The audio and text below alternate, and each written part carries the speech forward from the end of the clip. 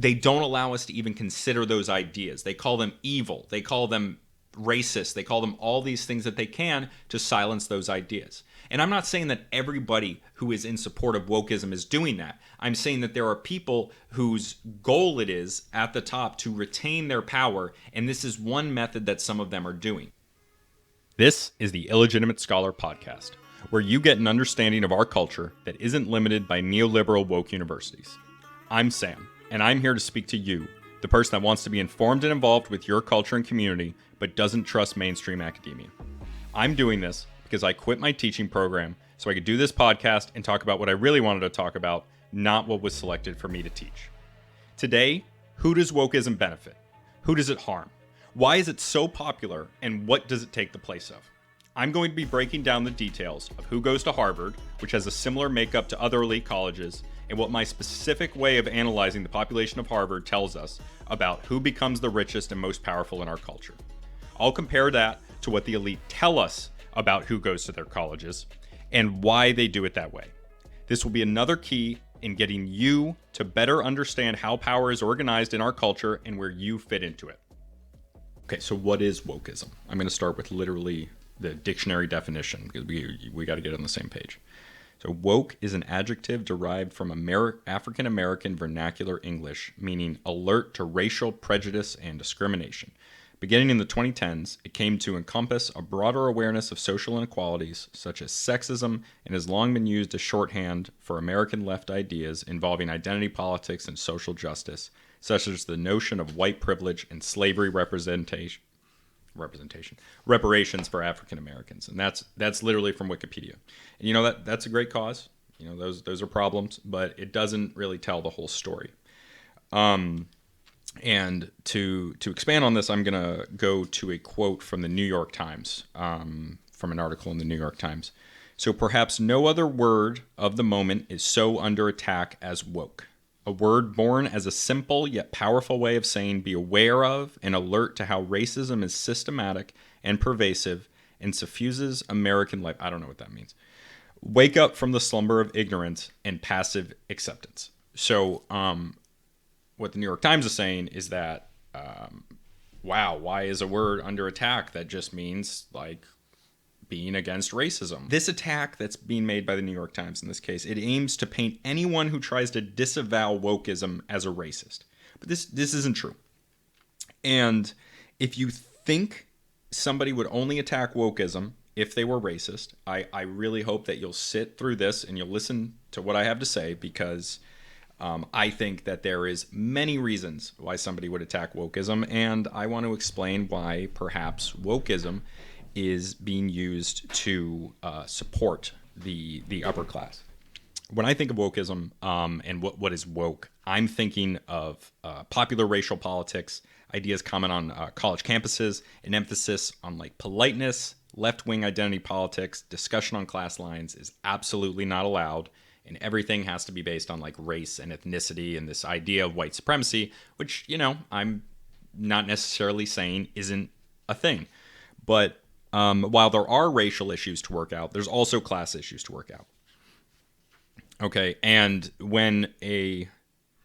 it's very effective to stop any discussion on income inequality, wealth inequality, class-based inequality, which is effectively the dying of the middle class and the how the rich are getting richer and the poor are getting poorer, which is literally happening.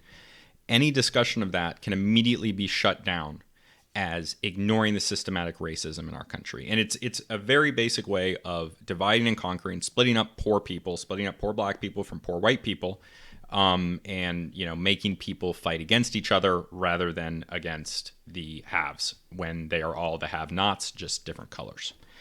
I'll cut that. Okay. So over the past few decades, racial differences in income have been dropping, while wealth inequality has been increasing. But in the past 10 years, where this is even accelerated, that racial differences in income are closing between white and black people and also other races. Besides the gap between all Americans and Asians, that one's actually widening because Asians are making even more money than they have in past years.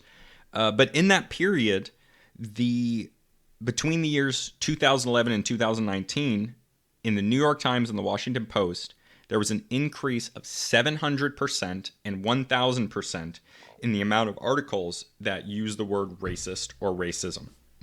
So I'm going to say that again. Between 2011 and 2019, this is a 9-year period, there was a 700% and a 1,000% increase in the amount of articles talking about racism from these two, probably the two biggest newspapers in the country. And I couldn't even find articles dealing with income inequality. I couldn't find any graphs on that because they weren't really talked about. But what I want to ask, and I'll give you a moment to think about it, is what's so important about 2011? Why might 2011 be important? Because, if you haven't got it yet, this was the height of Occupy Wall Street. In 2011, Occupy Wall Street had been going on. This was a class-based movement.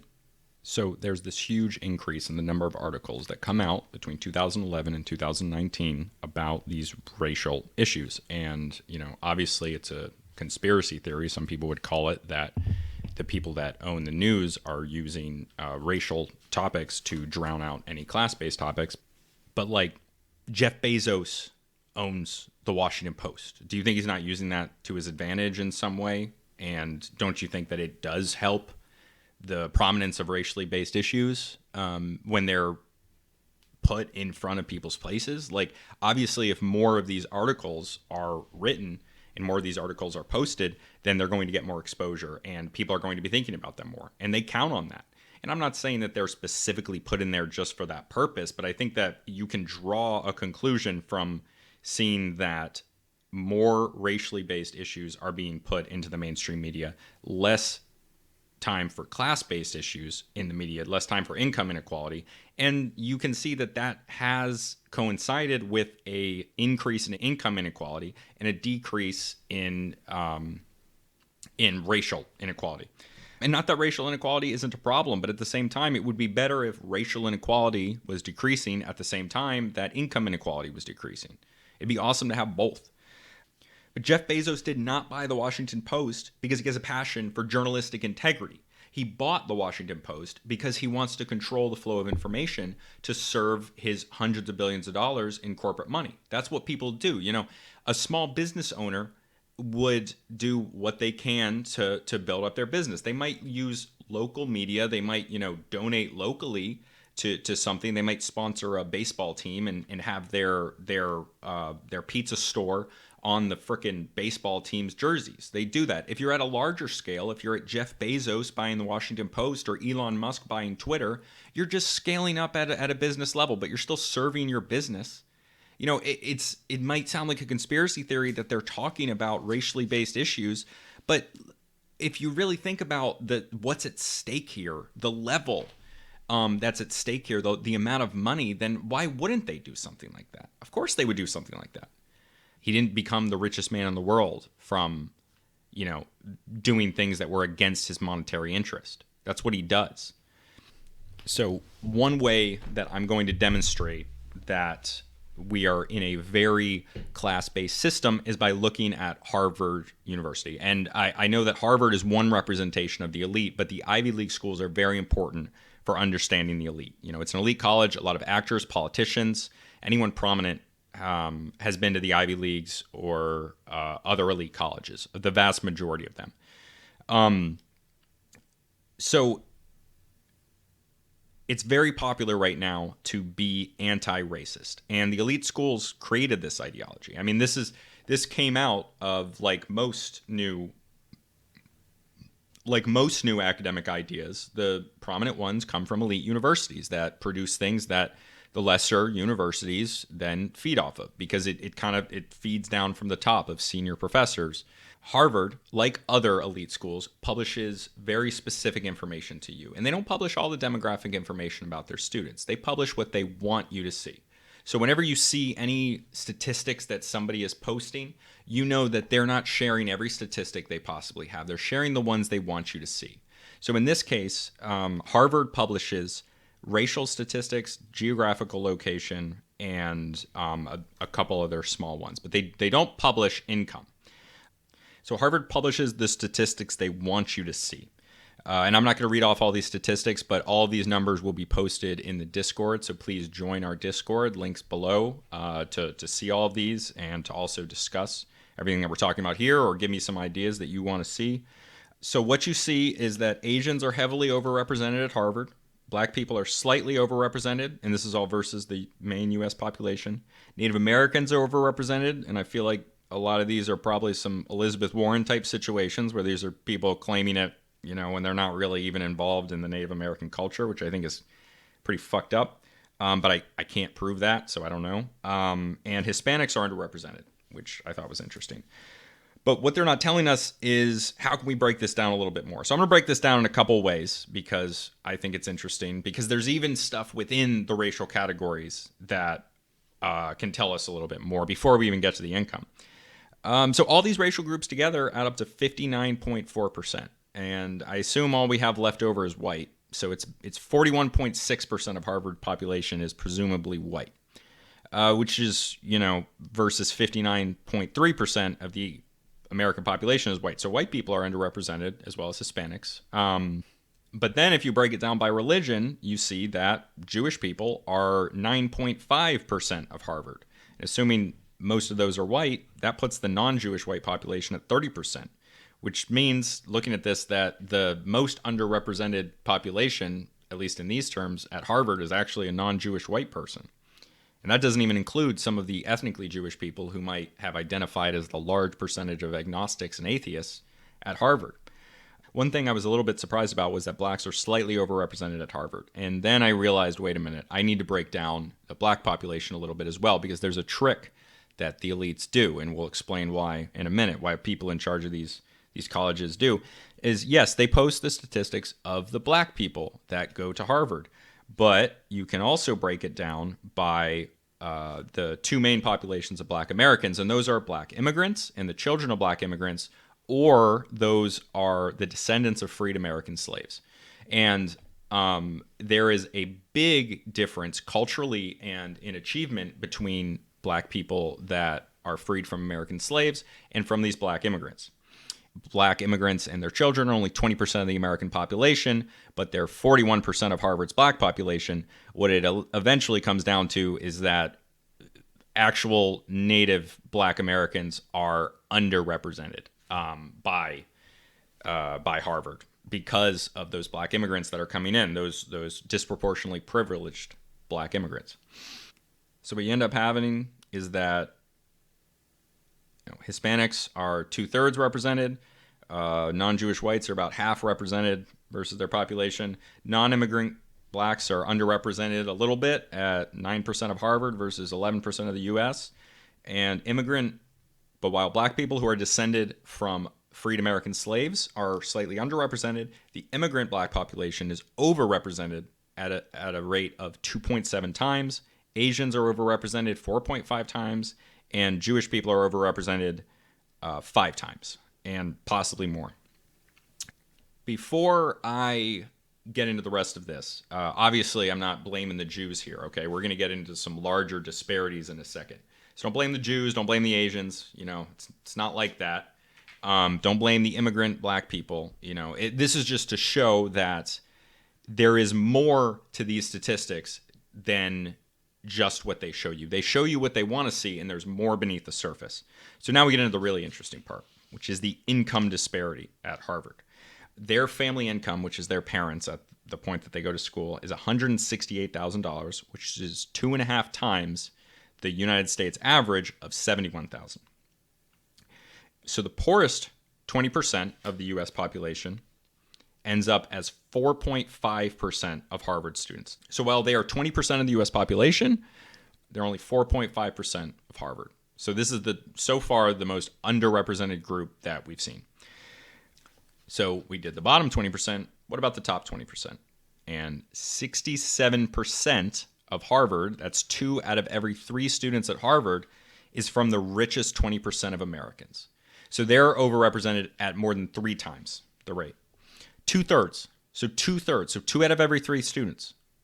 2 out of every 3 students at Harvard comes from the richest 20% of Americans. But once we go a little bit higher percentage, it doesn't change that much. The richest 5% of Americans are 39% at Harvard. So that's the most overrepresented group so far. Top 5% of Americans, 39% of Harvard. Overrepresented 8 times.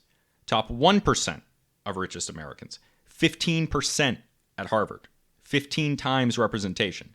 So what that means is that the top 1% richest Americans have 5 times as many people as the poorest 20%. How does that math work out? They're 100 times more likely. So someone in the top 1% is 100 times more likely to go to Harvard than someone from the poorest 20%. So the 1% is where we could stop, but you go to the 0.1% richest Americans, they are 3% of Harvard's population. 30 times their population of the US at Harvard. They have almost as many people as the bottom 20%. So you can blame the Jews, you can blame the blacks, you can blame the Asians, blame whoever you want. But if you look at these numbers, you're way more likely to get into Harvard if you're rich. If you're rich, that's really the deciding factor. And both Asian and Jewish Americans make more than the average American. The median Jewish and Asian person in America and family makes more than the average white family, black family, Hispanic family, all of them. So they're overrepresented at Harvard. And some of that could be something cultural with Asians culturally having a thing with testing. I mean that's a whole other episode, but that's totally a thing. Where this is something that the Asian culture does really well, and also the Jewish culture. But at the same time, they're overrepresented in the upper class, and the upper class is overrepresented at these universities.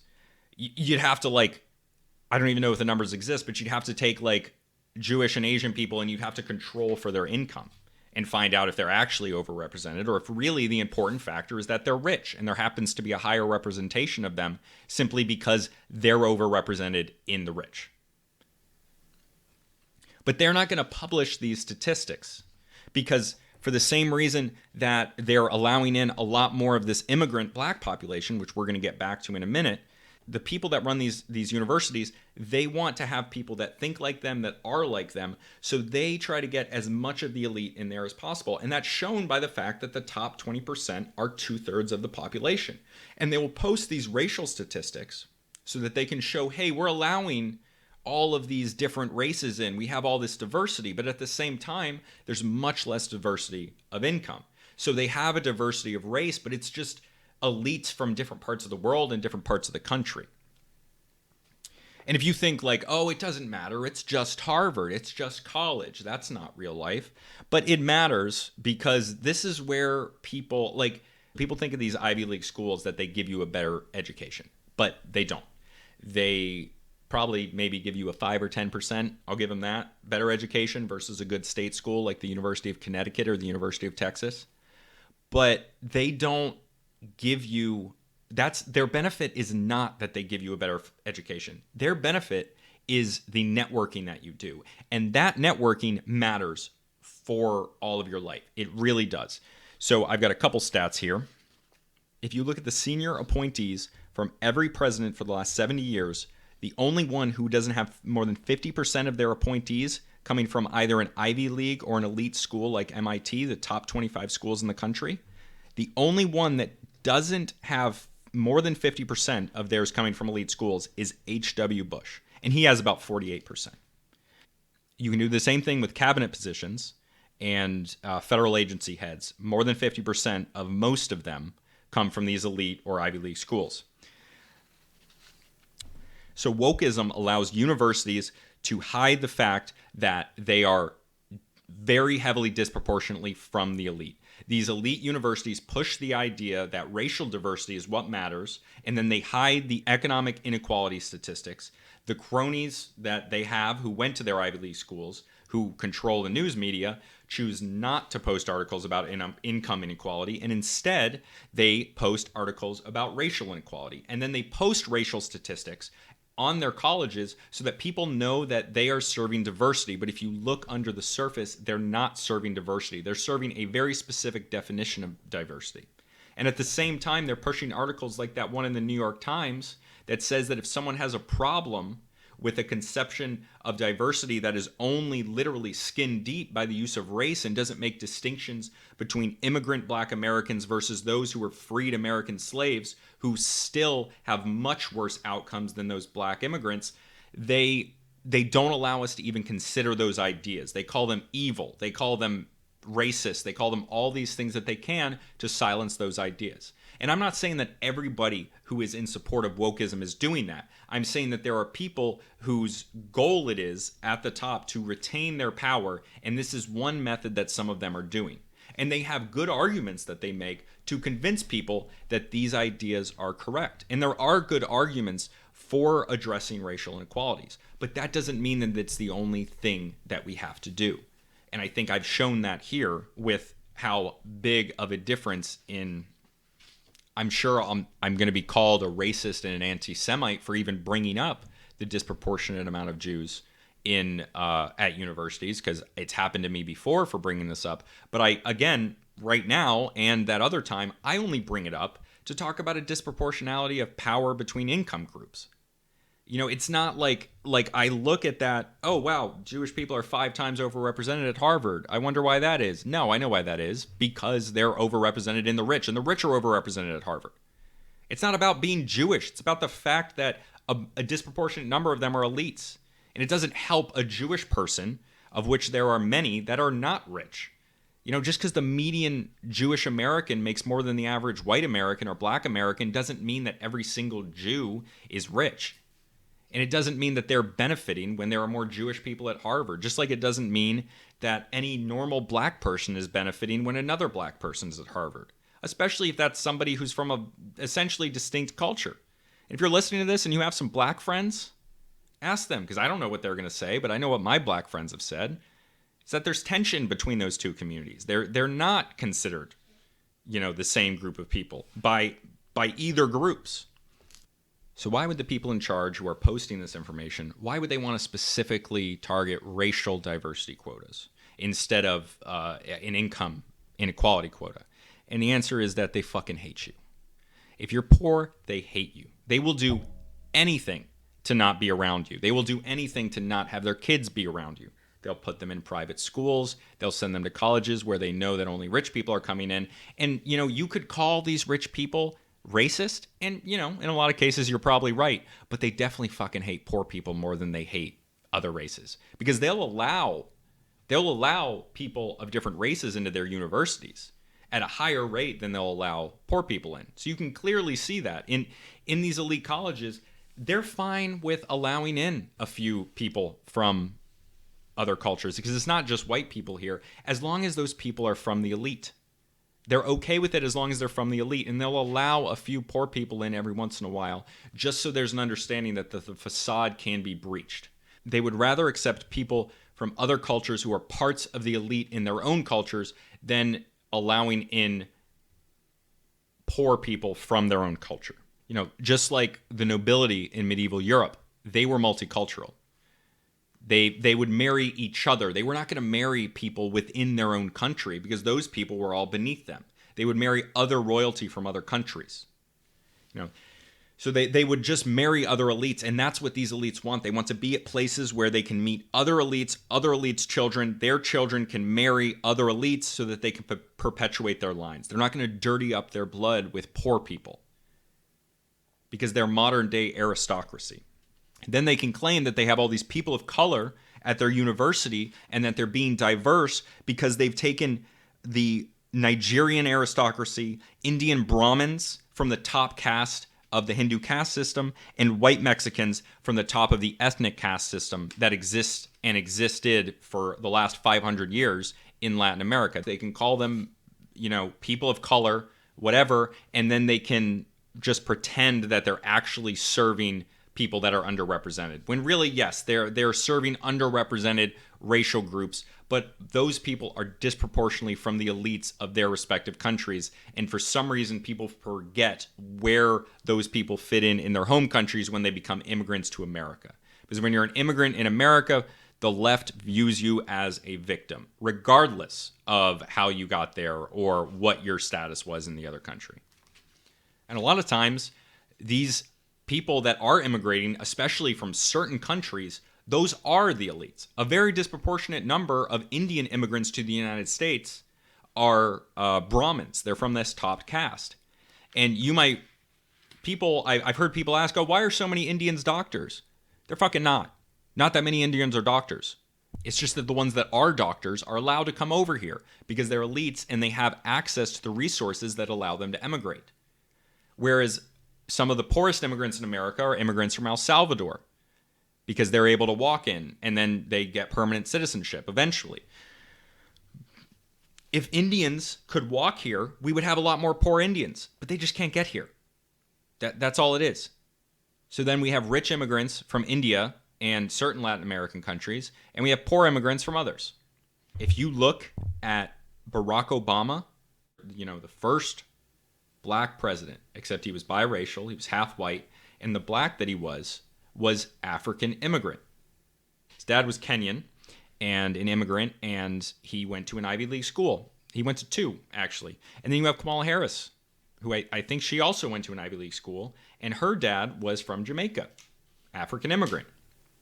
It never made sense to me that black people, and it never made sense to me that Barack Obama is celebrated as a hero of the black community in America, because he's not a member of the greater black community in America. I would be willing to bet that a lot of black people don't even know that Barack Obama is not an African American in the sense that he's descended from freed slaves.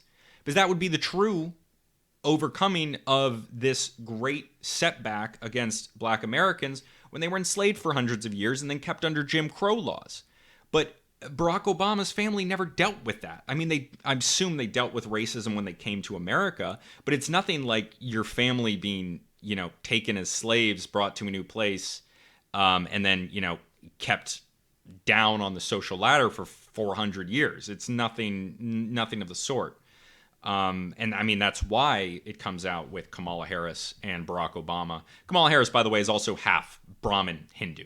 Okay, I looked up her mom's last name. It's not hard to figure out what caste they're in. So she is a member of the elite. Her dad was a Jamaican guy who was part white, descended from a slave owner, who seemed pretty proud of that. And her mom was a Hindu Brahmin. So, these are members of the elite. And I assume Barack Obama's dad was a member of the elite as well. They're representations of racial minorities, but they're just the elite versions of the racial minorities. So how does it help normal black people that Barack Obama and Kamala Harris are in government? It fucking doesn't. It helps the elite that they pacify people by showing them that they're being represented. But really, the poor and the middle class are not represented in the elite. And they will do things like smoke and mirrors of showing you racial statistics to try to show you that they're not. But all that's doing is defining what diversity is. And then they define what diversity means, and they define it on racial terms. And that allows it to hide all the lack of diversity that they have in their universities. And at the same time, they do things like demonize people like me that want to talk about these class-based issues, which used to be the cornerstone of left-wing politics throughout the world, is talking about class-based issues. It used to be that you would call somebody a race reductionist for talking about issues of class in terms of race. Now people are called class reductionists by reducing racial issues to class.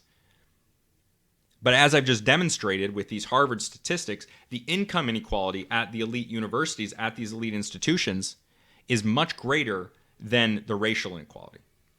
Wokism benefits the upper class because they continue to be overrepresented much more than any disparity in racial groups between colleges, because outwardly the racial demographics are what is discussed, what's shown by universities, and remains topics of discussion in university classrooms. So they can hide the fact that the elite are so heavily overrepresented, and people don't really notice because they're talking about a different type of diversity. This is how people from the elite, people whose parents were rich, their grandparents were likely rich, their great-grandparents were likely rich, continue to be the highest percentage of people that go to these elite colleges and universities, and thus the same people that end up in the highest levels of government. If you like this, you want to hear more of this, please please subscribe. Please go to my Discord. Please join the Discord. Join our discussion, because when you are a part of the discussion, you learn more. Seriously, your opinions are valid. You're important because you're a human, and this is about being human.